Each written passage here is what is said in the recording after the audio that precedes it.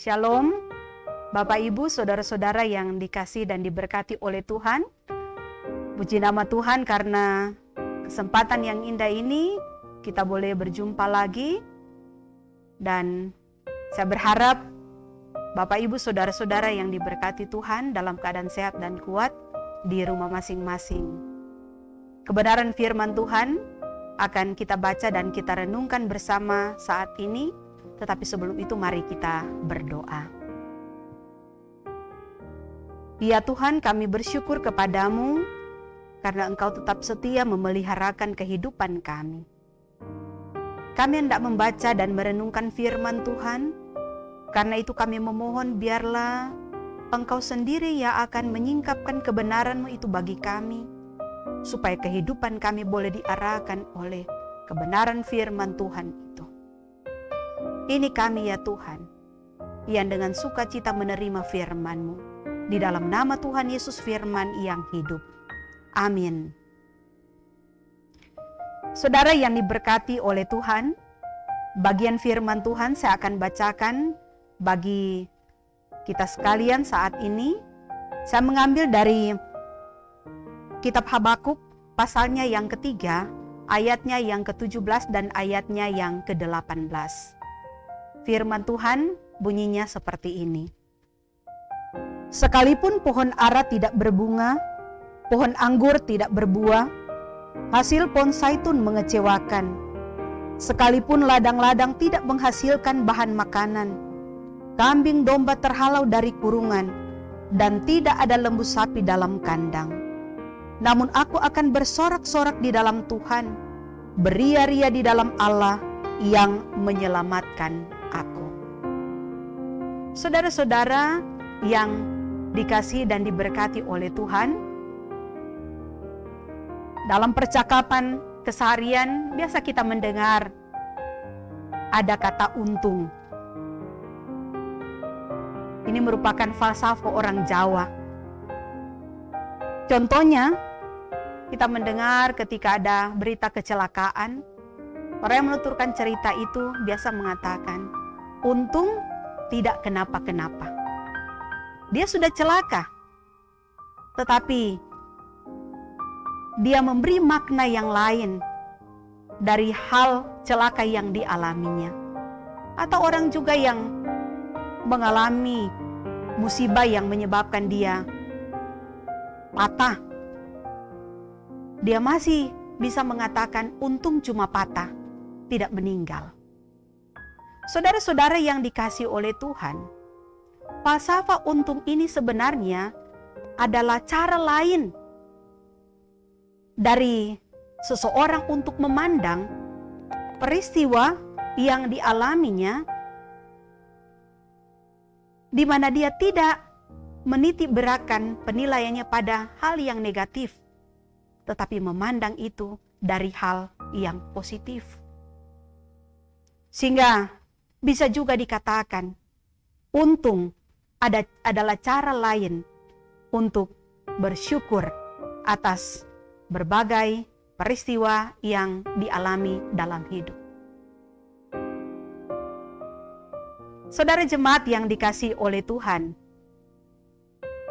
seperti juga dalam bagian pembacaan Alkitab kita di saat ini, Nabi Habakuk, dia menuturkan ungkapan syukurnya, cara dia memandang, cara dia menilai hal yang buruk yang dialaminya bersama dengan umat Tuhan pada masa itu. Tidak dari sisi negatifnya, tetapi dari sisi positifnya. Sekalipun pohon ara tidak berbunga, pohon anggur tidak berbuah, hasil pohon zaitun mengecewakan. Sekalipun ladang-ladang tidak menghasilkan bahan makanan, kambing domba terhalau dari kurungan, dan tidak ada lembu sapi dalam kandang. Semua ini seharusnya membuat Habakuk bersama dengan umat Tuhan ada dalam keterpurukan. Tetapi mereka merespon secara berbeda. kemalangan yang mereka alami, dengan tetap mengingat bahwa selalu ada alasan untuk bersyukur kepada Tuhan. Sebab Tuhan senantiasa menyatakan berkat, kasih dan pemeliharaannya bagi umat kepunyaannya yang senantiasa berharap kepadanya. Karena itu dalam bagian pembacaan Alkitab ini Habakuk mengajak juga kita sekalian untuk bagaimana merespon setiap pengalaman hidup, pahit, manis, menyenangkan ataupun tidak menyenangkan, sehat ataupun sakit. Lihatlah selalu dari cara pandang positif, bahwa selalu ada alasan untuk kita bersyukur kepada Tuhan atas peristiwa-peristiwa hidup yang kita alami. Seperti kata Nabi Habakuk, namun aku akan bersorak-sorak di dalam Tuhan, beria-ria di dalam Allah yang menyelamatkan aku. Allah yang menyelamatkan dia bersama dengan umat Tuhan menjadi alasan bagi dia untuk bersyukur dalam keadaan terpuruk sekalipun, dalam keadaan buruk sekalipun. Bagaimana kita merespon situasi kehidupan di masa pandemi yang kita alami sekarang ini? Apakah kita tetap hidup bersyukur kepada Tuhan dan memandang setiap pengalaman-pengalaman hidup yang tidak menyenangkan yang kita alami itu dengan cara yang positif? Karena ketika kita memandang peristiwa itu dari sisi positif, maka justru itu akan membangkitkan kekuatan dan semangat baru bagi kita. Tapi jika kita memandang itu dari sisi negatif, justru hanya akan memperburuk keadaan kita, hanya akan membuat kita semakin terpuruk dan terpuruk lagi. Tetap percaya bahwa kasih dan pemeliharaan Tuhan akan terus menjadi bagian kehidupan kita. Karena Dia Allah penyelamat kita. Dia Allah penolong dan pemelihara kehidupan saudara dan saya. Demikian kebenaran firman Tuhan. Mari kita satu di dalam doa.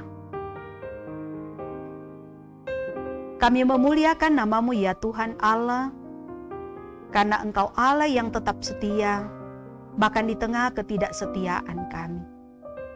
Kiranya oleh kekuatan firman Tuhan, kami akan dapat menjalani kehidupan ini dengan senantiasa menaruh pengharapan kepada-Mu ya Tuhan.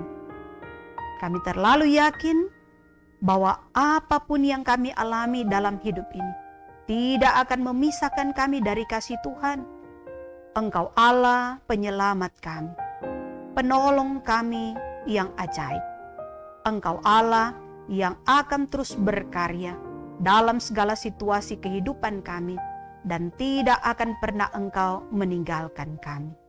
Seluruh hidup kami mau bawa dan percayakan di dalam tangan-Mu yang penuh kasih. Di dalam nama Tuhan Yesus kami berdoa. Amin. Jemaat Tuhan, selamat kita berpengucapan syukur. Selamat kita menikmati kebaikan dan kemurahan Tuhan. Tuhan Yesus kiranya akan senantiasa memberkati kita sekarang dan untuk selama-lamanya. Amin.